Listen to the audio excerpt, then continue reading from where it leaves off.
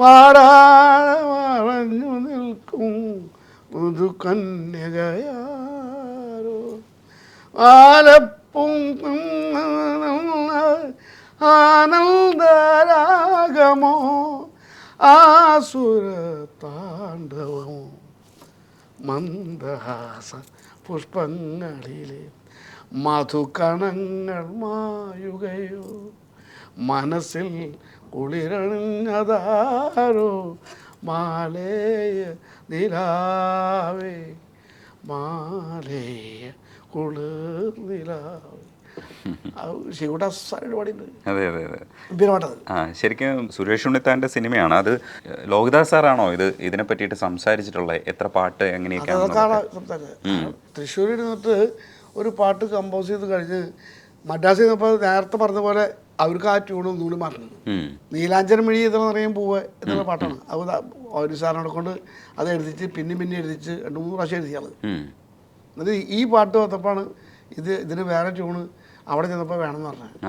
അപ്പം ഞാൻ ആദ്യം ചെയ്തങ്ങനെ നീലാഞ്ചനം മിഴി ഇതിൽ നിറയും പൂവേ ഈ എന്നോടൊരു നാടാൻ നിറമിഴികളിൽ ഉമ്മ വയ്ക്കാൻ മിഴുതീരൊപ്പാൻ ചാഞ്ചക്കം നിന്നെ വലം വയ്ക്കും തന്തന കുളിർ ചാർത്ത്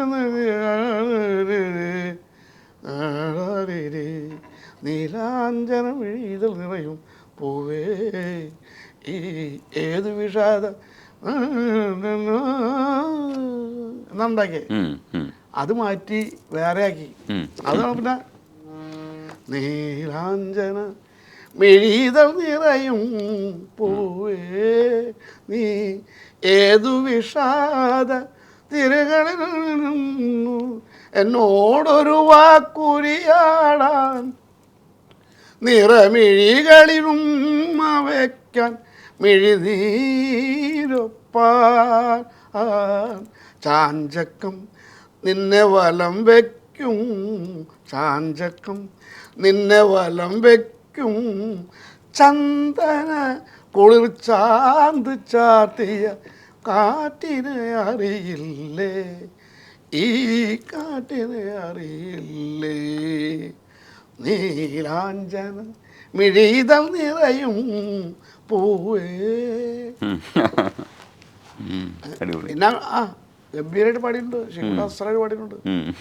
എം ജി ശ്രീകുമാറിന്റെ വ്യത്യസ്തമായ ഒരു ആലാപന ശൈലി കിട്ടിയിട്ടുള്ള 2 പാട്ടുകൾ അതിനകത്തുണ്ട്. അതായത് രണ്ടും അങ്ങനെയാ. വേറെ ഏത് പാട്ടും ഇട്ടാ ഇങ്ങനെയല്ല. അതെ അതെ വളരെ വ്യത്യസ്തമുള്ള പാട്ടുള്ള.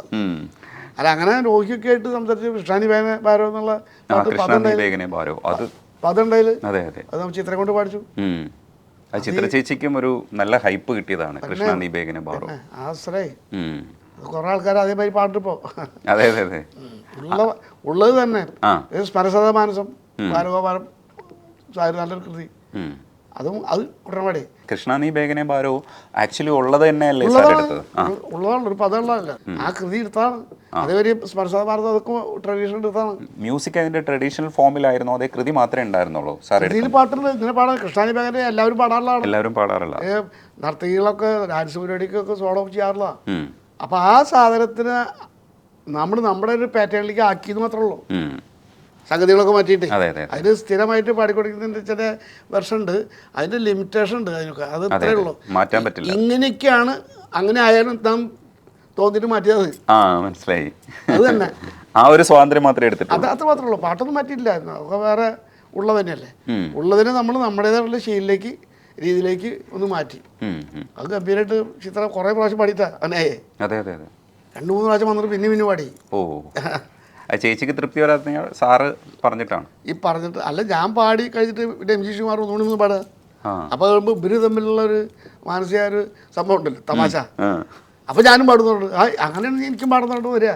അങ്ങനെ 2 പ്രാവശ്യം പാടിയിട്ട്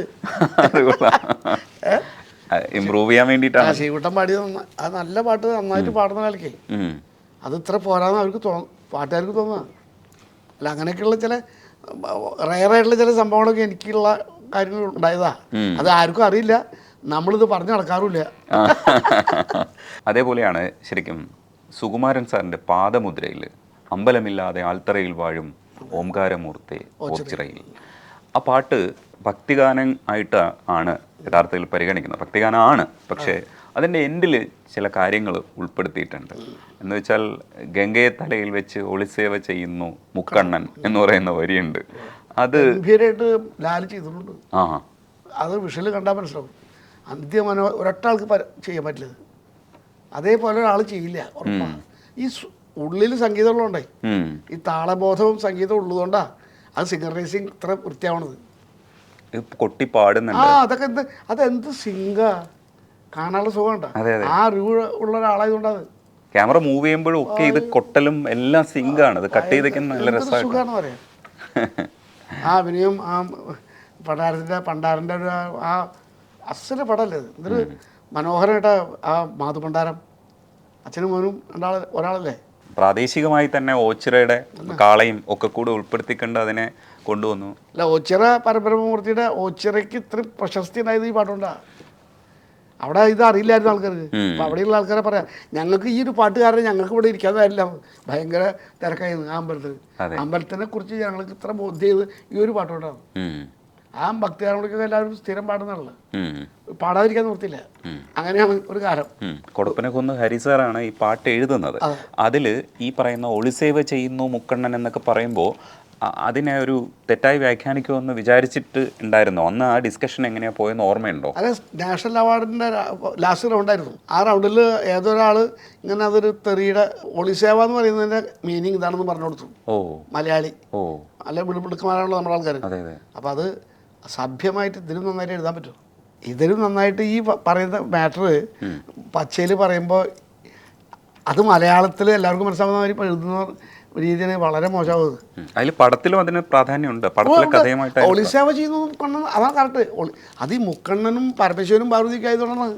അതെ അതെ, ആ പദപ്രയോഗനം അങ്ങനെ വന്നത്. അതാണല്ലോ ബുദ്ധി. അതെ, അതിൻ്റെ മലയാളം പറഞ്ഞു കഴിഞ്ഞാൽ എന്തിനും മഹാബോറവും.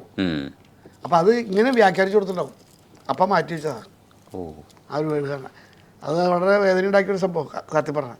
കേട്ടപ്പോഴും നമ്മളിതൊന്നും അന്വേഷിക്കാറില്ല ഒന്നും. സുകുമാരൻ സാറിന്റെ സിനിമകളിൽ നല്ല പാട്ടുകൾ ഉണ്ടാവും. രാജശില്പിയിൽ രവീന്ദ്ര മാഷ് കുറേ പാട്ടുകൾ, പൊയ്കയിലൊക്കെ നമ്മൾ ഗംഭീര പാട്ടുകൾ, നല്ല പാട്ടുകൾ. അല്ല, ആൾക്ക് ഈ പറഞ്ഞ മാതിരി നല്ല പാട്ടുകൾ വേണം. കുറച്ച് നല്ല മനസ്സിൽ കുറച്ച് ഇതൊക്കെ അത് പോർട്രേറ്റ് ഗംഭീരമായിട്ട് വരയ്ക്കുന്ന ആളല്ലേ. ഡിഫറെൻ്റ് ആയിട്ട് ഫിലിം മേക്കിംഗ് ചെയ്യും.